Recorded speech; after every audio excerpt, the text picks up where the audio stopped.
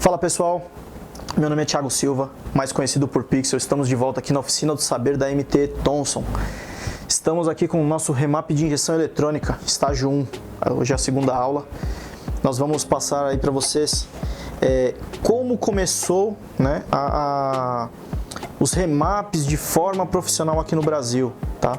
Pode passar o slide, Rafa. Eu tô aqui, tá, gente, também. Bora lá. Bora.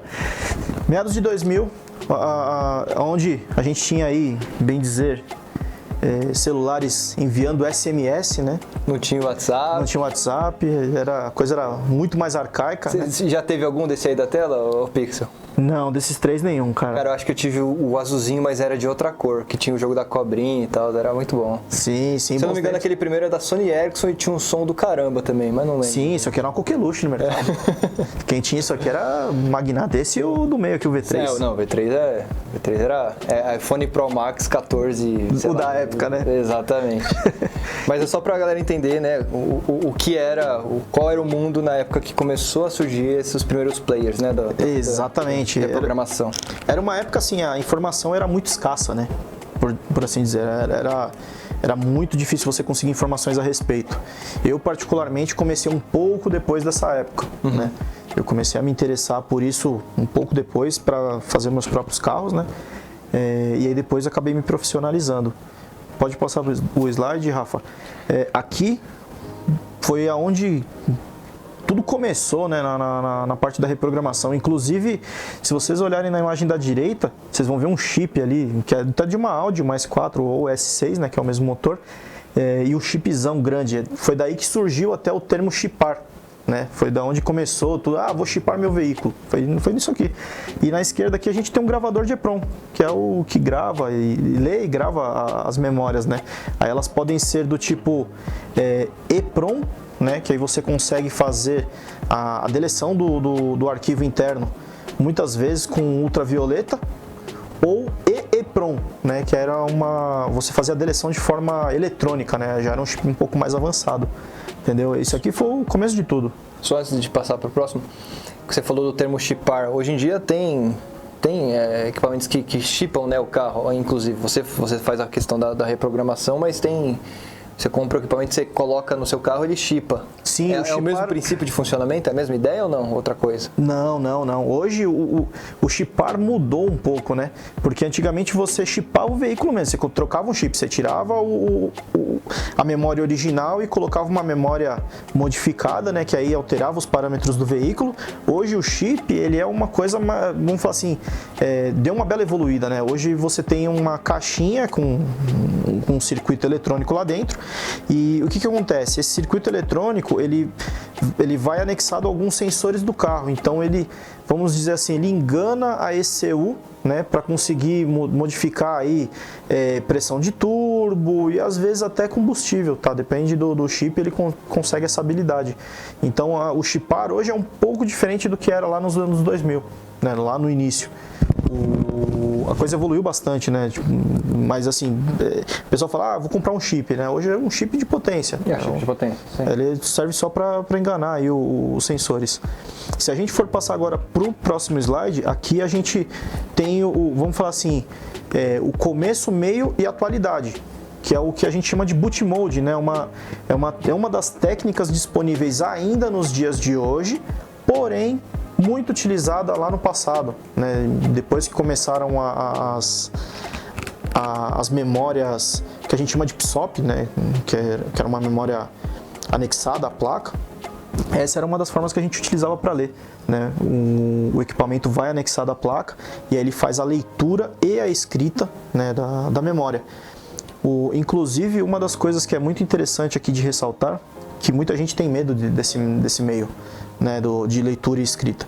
Muita gente acha que é mais danoso ou mais fácil de você danificar uma ECU. De fato, assim, se você não tiver o devido cuidado, você pode sim danificar uma ECU, porém,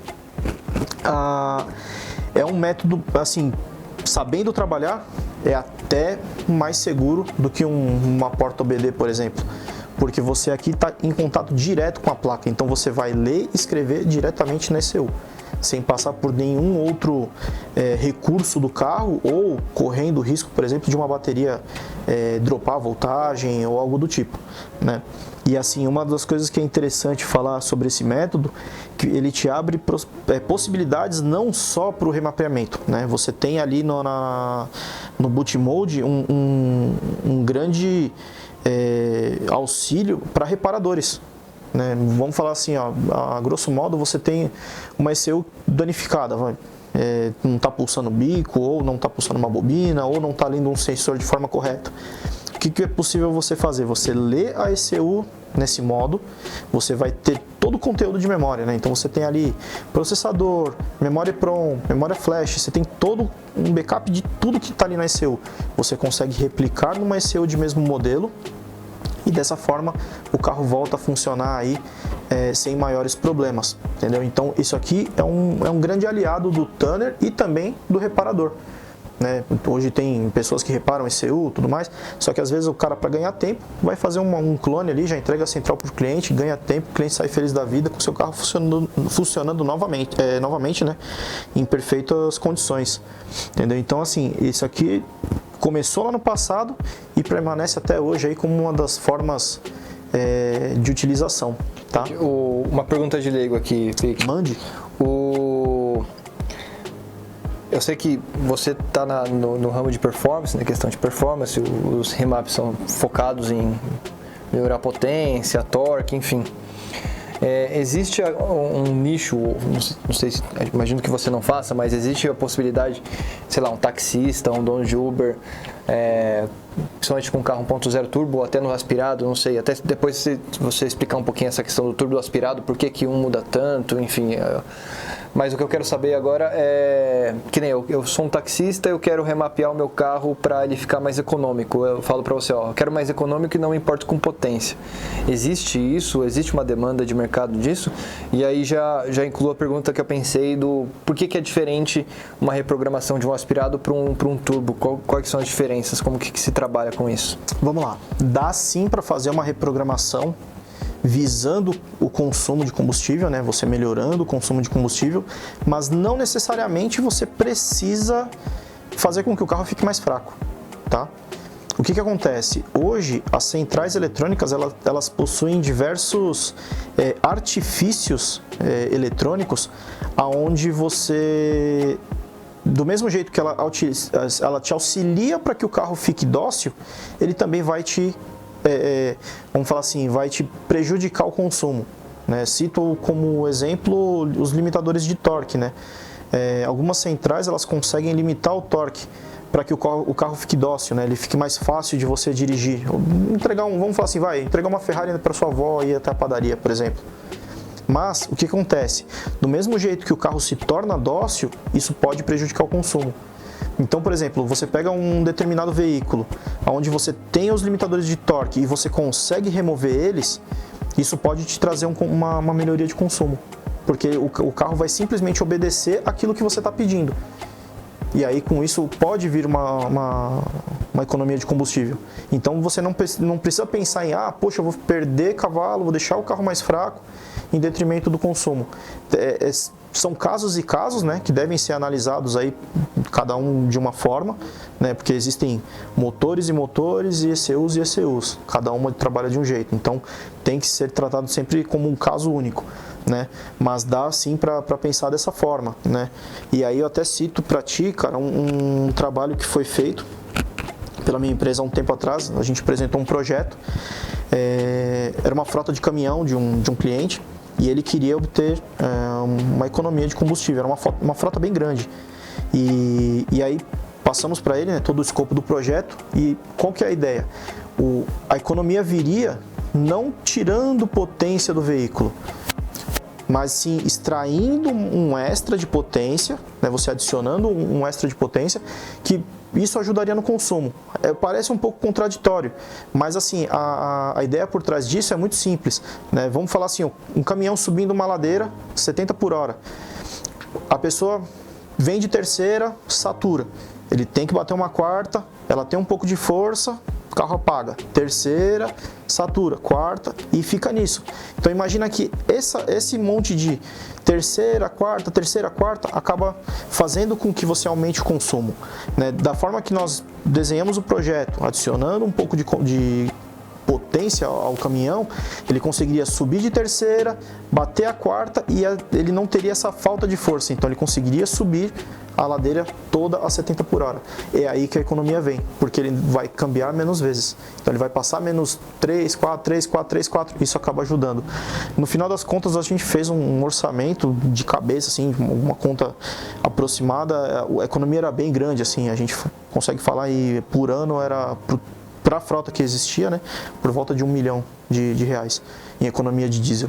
Só com um remapeamento do diesel, aumentando a potência. Sim, exatamente. Você economizou. E uma bela economia, diga-se de passagem. Sim, porra. Quanto ao lance do aspirado versus turbo, cai na mesma ideia de tem casos e casos, né? Tem motores aspirados que tem ganhos, vamos colocar assim, não vamos colocar estratosféricos, né? Mas ganhos mais perceptíveis, e outros com ganhos mais tímidos, bem sutis. Vamos falar assim, tem carro que vai ganhar 2, 3 rodas, dá uns 6, 7 cavalos no motor. Tem carros que já ganham 20, 30, 40, entendeu? Passa a ser um negócio interessante. Já no motor turbo, a coisa se torna um pouco mais fácil, né? Você tem pressão positiva ali. Então tem carros que a gente, com um acréscimo de 0,2 de pressão na turbina, tem ganhos gigantescos, né? Lógico, isso aliado a outras modificações aí no mapa, né? Limitadores de torque, pedal, outras modificações, você acaba tendo um ganho exponencial. Isso acabou se tornando uma coqueluche, né? A reprogramação, ela se tornou ainda mais popular do que já era lá nos anos 2000, 2010, né? E a tendência é que esse carro turbo, que já tenha tido um retrabalho na injeção, chegue na oficina de todo mundo, né? Cada vez mais, porque Sim, downsize e turbo cada vez mais, então a tendência é que chegue. Então é um mundo que é necessário a gente entender para poder até não... Sim. continuar tendo serviço, né? O serviço não vai acabar, mas é uma gama que você pode acrescentar aos seus clientes, né? Sim, eu vejo da seguinte forma, Rafa. Essa questão do reparador, ele tem que estar cada vez mais atualizado. E o carro, vamos falar assim, reprogramado, ele é uma realidade. O reparador, ele está ali, vamos falar assim, trabalhando com os carros originais, de linha. Não quero pegar um carro reprogramado. Cara, é um nicho que você consegue trabalhar. É um nicho a ser explorado, entendeu? Aí cabe ao reparador entender... É um perfil de cliente mais fiel também, Sim, né? Exatamente. Que não vai economizar tanto na manutenção. Sim. O cara que gosta de um carro, vamos falar assim, mexido, né? Ele acaba pondo... Modificado é bonitinho. Pode ser. o carro modificado, assim, vamos levar a seguinte ideia. O cara, do mesmo jeito que ele põe dinheiro para extrair cavalaria, ele também vai pôr dinheiro para fazer a manutenção. Esse é um ponto bem importante. Até hoje, assim, se a gente for parar para pensar no Delta, né? Carro modificado versus carro original, a manutenção preventiva de um modificado, ela te faz economizar muito mais do que um original, né? Porque a chance de você ter uma quebra no modificado é muito maior. Né? Principalmente a galera que quer fazer, eu quero fazer tudo que dá. Sim. Essa galera anda na beira do precipício. O pessoal do tudo que dá, velho, nossa senhora. Literalmente eles estão na beira do precipício, olhando para baixo. Mas é uma realidade. Só aproveitando que a gente está entendendo a injeção remapeada, como que ela está trabalhando hoje em dia, na aula 1 eu perguntei para você, quando a gente conversou sobre carburadores, quando o carro descia a serra, a lenta ficava meio bagunçada, você tinha que mexer, regular ali, Giclée, né, se eu não me engano, acho que é Giclée. Isso.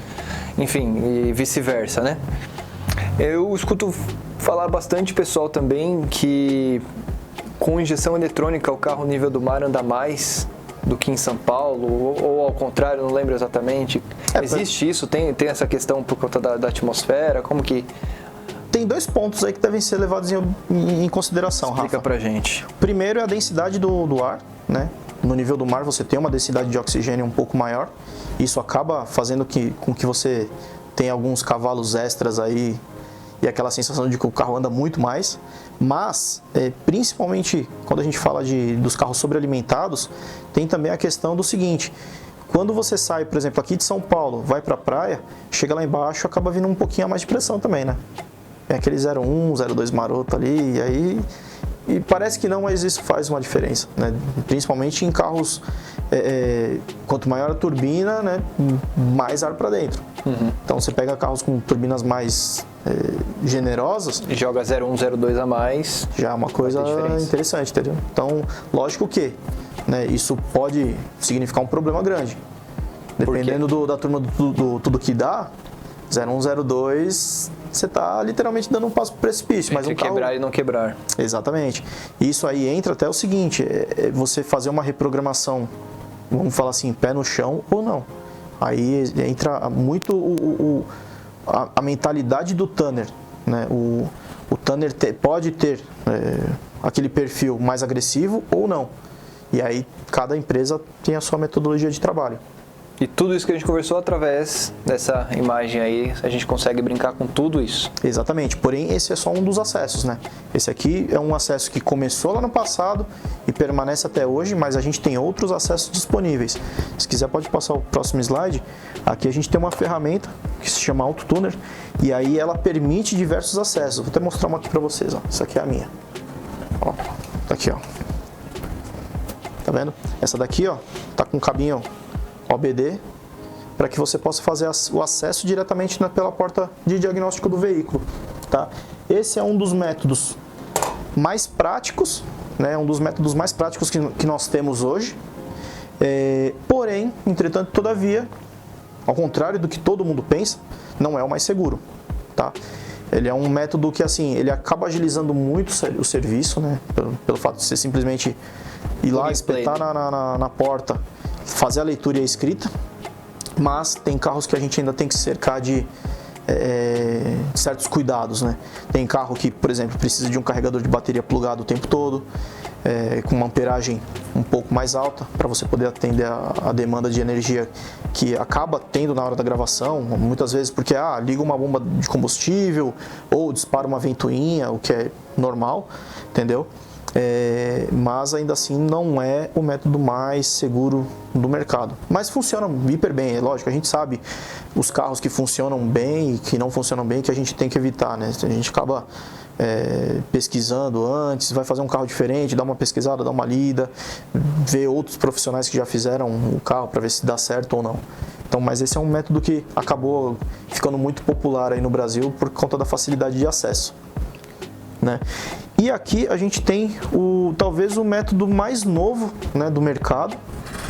Lógico que não está disponível para qualquer ECU, né, mas as que tem acaba sendo muito interessante, porque ela se assemelha muito ao boot mode que a gente mostrou ali atrás, porém sem abrir a central, né? A gente simplesmente espeta os pinos diretamente na ECU, né, geralmente positivo, negativo, Redcam, low e high, né, e mais alguns outros fios de acesso. E aí, com isso a gente consegue extrair as informações necessárias através da porta, dos pinos diretamente, né, e depois a gravação da ECU. Esse é um método que, assim, meio que revolucionou um pouco o mercado, né, evitou... Você tem noção de quando começou? Que ano? Mais ou menos? 2 para mais, 2 para menos? Só para a gente ter uma noção de linha do tempo? Se eu bem me lembro, 2019 ou 2020. Então é bem recente mesmo. Não tem muito tempo não. O pessoal chama de Service Mode. Bosch Service Mode ou Siemens Service Mode, né? E é um método que ajudou bastante, cara. Que nem, por exemplo, eu recebo muita central pelo correio. Isso aqui me auxilia pra caramba. Porque os carros que eu comumente faço, acaba fazendo sem abrir e, cara, é um adianto. Depois você manda o módulo pelo correio e o carro tá remapeado. Sim. Que demais. Isso aqui me poupa horas e horas de trabalho, cara. Sim. Então é bem interessante. E dessa forma, ficamos por aqui na nossa segunda aula da Oficina do Saber. Muito obrigado, Rafa. E até a próxima. Valeu, gente. Até a próxima.